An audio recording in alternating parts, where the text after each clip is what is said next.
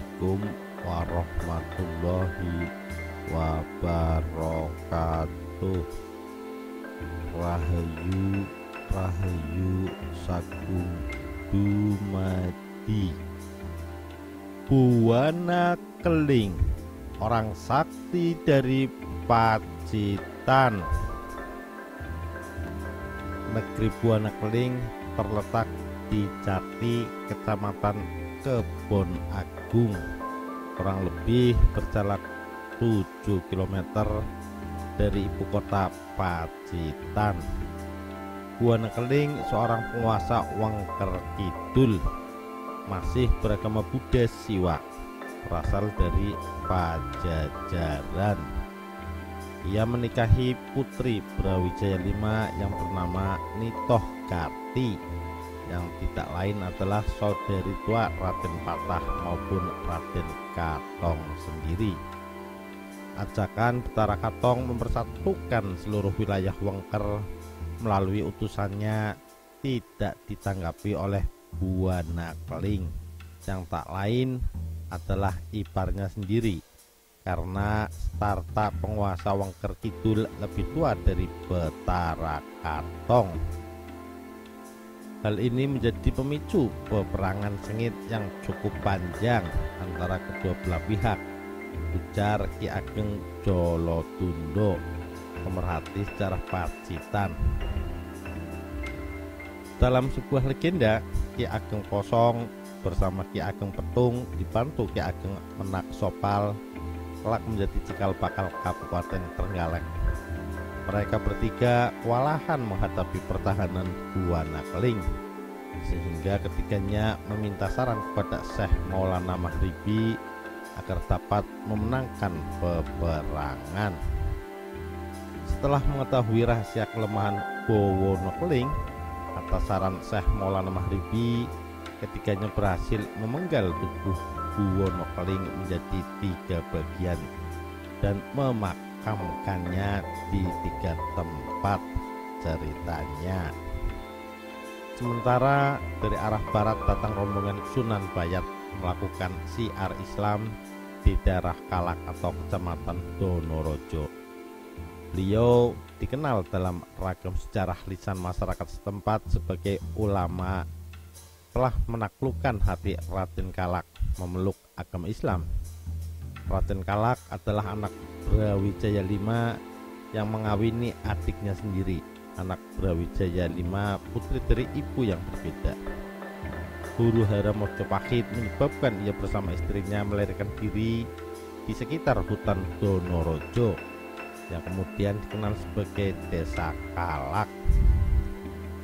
Atas nasihat Sunan Bayat, serta merta Raden Kalak bersedia menceraikan istrinya dan menikahi salah seorang putri Sunan. Raden Kalak bergelar Kyai Cengkris, sedangkan janda yang tak lain adiknya sendiri dinikahkan dengan Kyai Sujendro, pengikut setianya. Sampai sekarang terdapat mitos dari pekuburan kedua tokoh tersebut tumbuh pohon pucang atau jambe atau pinang yang memiliki keajaiban apabila potongan kayunya dibawa dapat kebal terhadap semua jenis senjata. Dari mitos tersebut terdapat kisah pada tahun 1965 saat pergolakan G30 SPKI, beberapa anggota tentara Siliwangi yang melakukan pemberantasan tokoh-tokoh PKI menyita beberapa potongan kayu tersebut kepada masyarakat. Cerita ini dibenarkan oleh masyarakat setempat. Kemasyhuran Raden Kalak ditandai dengan masih banyak pengunjung yang datang ziarah di Gua Kalak. Bahkan Presiden Soeharto di tahun 1972 pernah ziarah di sana, diikuti petinggi negara. Mbah Morejo 1980 melalui juru kunci Gua Kalak. Jelas Jolotundo mengenang sejarah tersebut. Usai menyampaikan syiar kepada Raden Kalak dan pengikutnya, Sunan Bayat melanjutkan perjalanan ke timur sampai di Dusun Beber. Kecamatan Kebon Agung. Di sana ia dikenal dengan sebutan Mbah Brayat atau Mbah Brayut sebagai tokoh yang bebet alas di daerah Gayam dan Sidomulyo. Sebutan Brayat diambil dari bahasa Jawa Sabrayat, yaitu boyong dalam jumlah banyak pengikutnya. Sedangkan Brayut dari kata Brayut yang berarti membawa beban perbekalan yang banyak.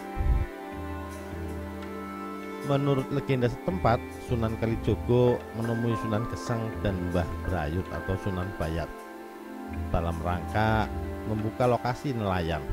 Sempat melakukan sholat berjamaah di tepi pantai Kaliwuluh, peninggalan mereka yang kemudian dikenal sebagai Batu Pesalatan Kalijogo dan masih ada sampai saat ini.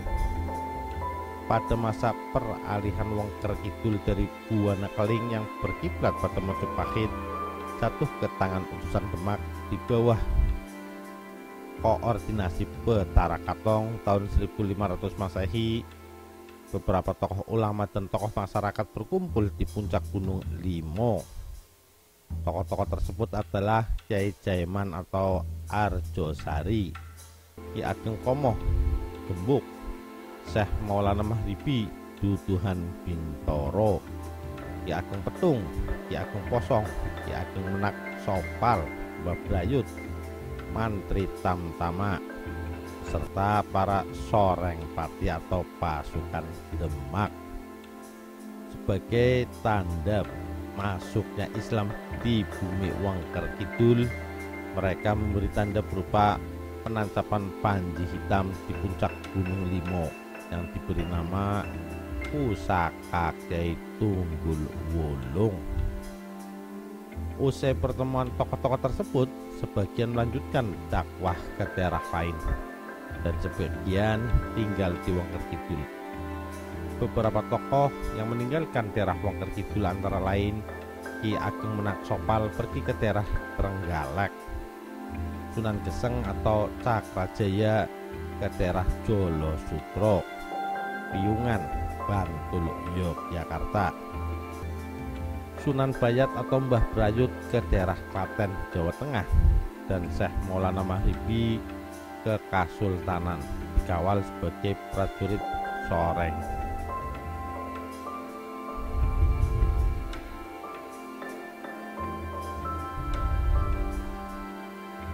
Syekh Maulana Mahribi ke Kasultanan, dikawal sebagian prajurit soreng Demak Bintoro. Pada tahun 1825 sampai 1830, ketika perang salib berkobar sampai tlatah Pacitan, Diponegoro memakai jubah putih dan berpakaian wulung.